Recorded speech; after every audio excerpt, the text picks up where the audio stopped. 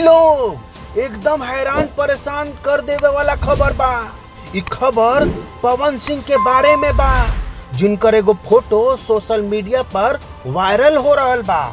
ई फोटो देख के कहल जाता कि पवन सिंह बहुते बीमार बड़न आ आईसीयू में भर्ती बड़न। का सच्चाई बा ई खबर के पीछे? का सच में हमार भोजपुरी के सुपरस्टार के तबीयत खराब बा कि फिर कुछ लोग शरारत कैले बा?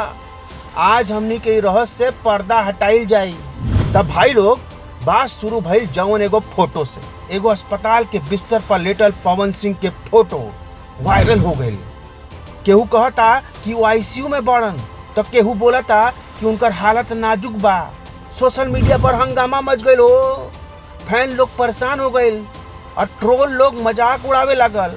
लेकिन तनी रुकी जा लो, ये फोटो कहाँ से आइल? कुछ लोग के कहना बा कि ये फोटो पवन सिंह के एगो पुरान फिल्म हर हर गंगे के सेट के हो।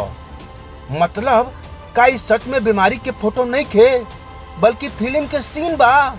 ओहो, कहानी में ट्विस्ट आ गई ना।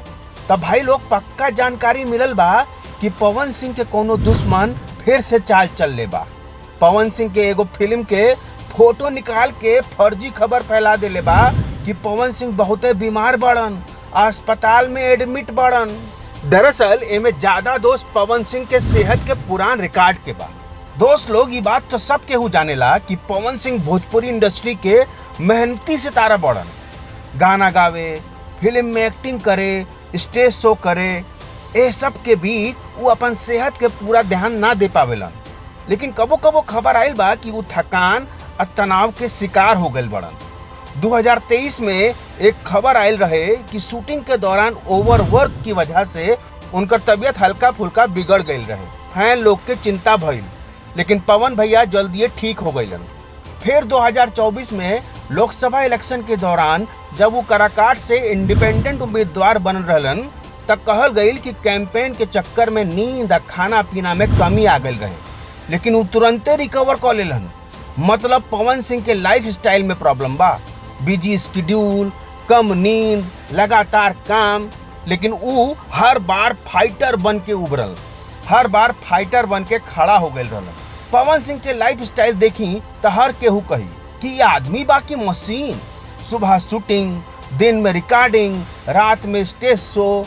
वो तब भोजपुरी के सलमान खान बड़न। लेकिन इतना काम के चक्कर में नींद खाना तब बेचारू भूले जालन।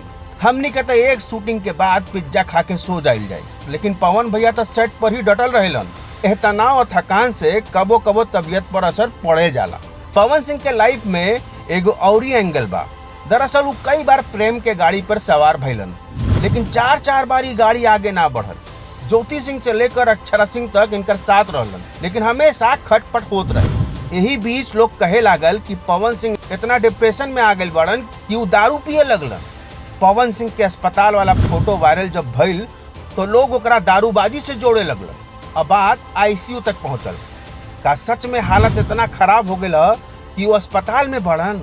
ये खबर के सच्चाई जाने खातिर हमनी के पवन सिंह की ऑफिशियल टीम से बात कईनी। वो लोग कहे लागल कि पवन सिंह एकदम स्वस्थ बढ़न। हाँ दोस्तों, ना तो आईसीयू में बढ़न, ना ही उनकर कोनो तबीयत खराब बा। ये वायरल फोटो बस एगो पुरान फिल्म के सीन रहे, जेकरा के लोग गलत तरीका से इस्तेमाल कैलन। पवन भाई तो अपने काम में बिजी बढ़न और जल्दी नया गाना लेकर आवत बढ़न। तो फैन लोग चिंता छोड़ दिए और कमेंट में बताई कि आप ई खबर पर का सोचत रहलन। देसीला चैनल के सब्सक्राइब करी, लाइक करी और अगला वीडियो के इंतजार करी। जय हो पवन सिंह के, जय हो देसीला चैनल के, जय हो भोजपुरिया समाज के।